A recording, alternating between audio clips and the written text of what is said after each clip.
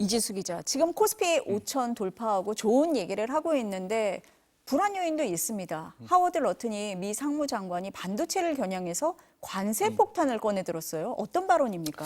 네, 현지 시간으로 지난 16일에 러튼 장관은 메모리 반도체를 만들고 싶은 기업은 100% 관세를 내거나 아니면 미국에서 생산해야 할 것이다. 이렇게 얘기를 했습니다.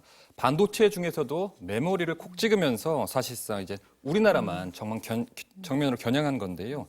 또 다른 반도체 강국인 우리 라이벌 대만과는 이 발언의 바로 전날 관세 면제 기준을 확정했기 때문입니다. 대만은 미국에 총 5천억 달러, 그러니까 약 736조 원 규모의 막대한 투자를 약속을 하고 그 상호 관세를 15%로 낮추기로 했습니다. 그런데 이 투자 금액 중에 기업이 직접 투자하는 금액 2,500억 달러를 세계 반도체 1위 기업인 TSMC 같은 대만 반도체 업체들이 부담하기로 한 겁니다. 그 대신에 대만 기업이 미국의 반도체 공장을 짓는 동안에는 이 예상 생산 능력의 2.5배까지 그리고 완공된 뒤에는 생산량의 1.5배 물량에 대해서는 관세를 매기지 않기로 했습니다. 미국이 이렇게 대만과 협상을 마무리하자마자 메모리 시장 점유율이 거의 70%에 이르는 우리나라를 잊지 않고 압박한 거다. 이런 해석이 나옵니다. 지금 이지수 기자 얘기를 들어보니까 그럼 미국에서 원하는 건 그거네요. 미국의 공장을 짓거나 아니면 관세를 내거나.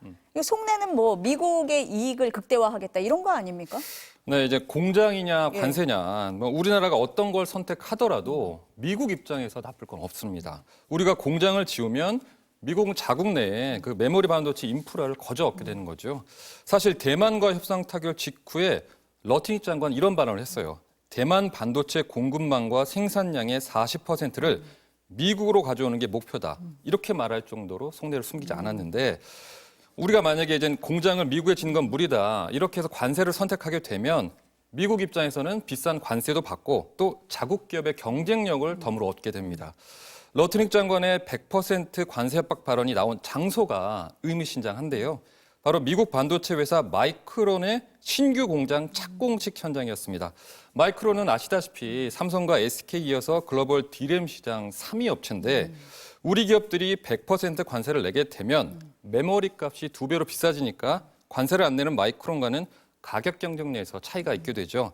또 이제 마이크론은 이런 미국 정부 기조에 발맞춰서 현재 미국 내 반도체 공장에 향후 20년간 1,000억 달러, 약 148조 원을 투자하겠다는 입장을 내놨습니다. 이 기자 얘기를 들어보니까 속내를 감추지 않은 것 같습니다.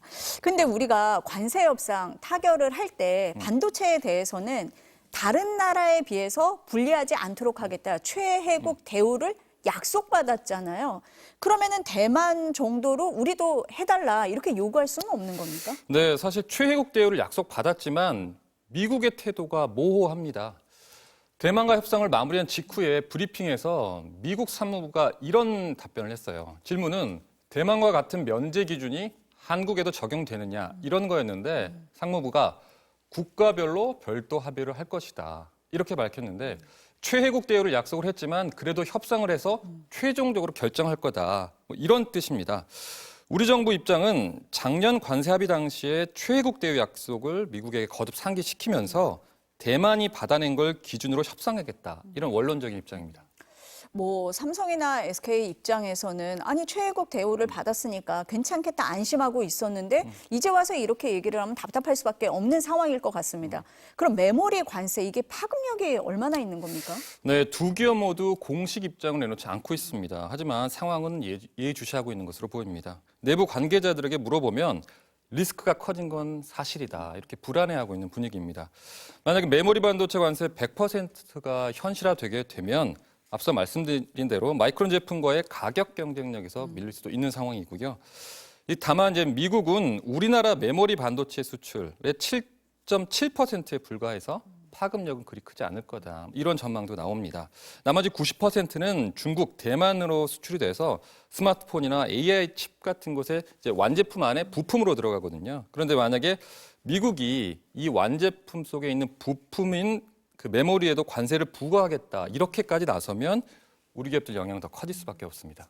그럼 미국하고 이제 구체적으로 협상을 어떻게 하느냐에 따라 달라질 것 같은데 대만의 경우는 미국의 공장을 짓겠다라고 하면서 이제 무관세 혜택을 받는 거잖아요. 근데 우리 기업들도 미국에 공장 짓고 있잖아요. 이걸 이유로 우리도 관세 혜택을 달라 이렇게는 얘기 못 합니까? 네, 삼성전자는 이미 텍사스 오스틴에서 공장을 운영하고 있습니다. 또 테일러에서는 370억 달러를 투자해서 공장을 짓고 있고요. 그런데 이제 SK 하이닉스 같은 경우에도 인디애나주에 380억 달러가 넘게 투자해서 또 공장을 짓고 있는데 그런데 문제가 있습니다. 이 삼성은 파운드리 공장이고 SK 하이닉스는 HBM의 패키지 공장입니다. 그러니까 러트닉 장관이 요구한 메모리 생산 시설이 사실상 아니라는 게 문제입니다. 그렇다면 이 메모리 공장을 더 지을 수 있느냐? 이게 사실상 어렵습니다. 이 첨단 메모리 반도체는 국가 규제 산업이라서 정부의 허가 없이 해외 생산이 어려울 수도 있고요. 또 첨단이 아닌 범용 디램이라고 하더라도 미국에는 숙련된 인력이 부족합니다. 게다가 인건비도 2배 이상 비싸고요. 거기에 각종 부품, 공정별 협력 업체까지 클러스터로 공장을 지어야 하는데 이미 삼성과 SK 하이닉스는 용인 클러스터에 각각 360조 원, 또 600조 원 대규모 투자를 예고해 놓은 상태입니다. 그렇기 때문에 사실 쉽지 않다 이런 분석이 나오는데 지난 4월에 글로벌 컨설팅 업체 맥킨지가 이런 분석을 내놓은 적이 있어요. 그 당시에 미국에 새로 반도체 공장을 지을 경우에 비용이 운영을 위한 인건비가 아시아보다 2배에서 4배까지 올라가고 건설 인건비가 최대 5배까지 올라간다. 이렇게 분석을 했습니다. 미국이 요구하는 건 콕 집어서 메모리 공장을 지으라 뭐 이 얘기인데 그럼 메모리 공장을 못 짓는다라고 할 때 우리가 협상을 할 때 좀 우위를 점할 수 있는 뭐 그런 대목은 없습니까? 물론 세계 최강 대국인 미국을 상대로 나서야 하고 또 미국이 대놓고 요구를 하고 있는 상황이라서 메모리 공장을 당장 짓기도 어려운 게 사실입니다. 하지만 이 급성장하고 있는 인공지능 AI 시장 상황은 우리가 협상력을 높일 수 있는 지점으로 꼽히고 있습니다. AI 산업의 필수적인 고대역폭 메모리 HBM을 삼성과 하이닉스가 세계 시장에서 주도권을 쥐고 있고요. 이 상황에서 미국이 만약에 무작정 관세를 매기게 되면 엔비디아나 구글 같은 미국 빅테크 기업들의 부담이 커집니다. 덩달아서 디램 가격까지 급상승한 상황이라서요. 역시 삼성과 SK 하이닉스 물량을 무시할 수가 없습니다. 이런 점을 우리의 강점으로 협상의 지렛대로 잘 활용할 수 있을지 않을까 이렇게 기대를 해봅니다. 네, 우리한테 좀 유리하게 협상 결과가 나왔으면 좋겠다. 뭐 기대를 해보겠습니다.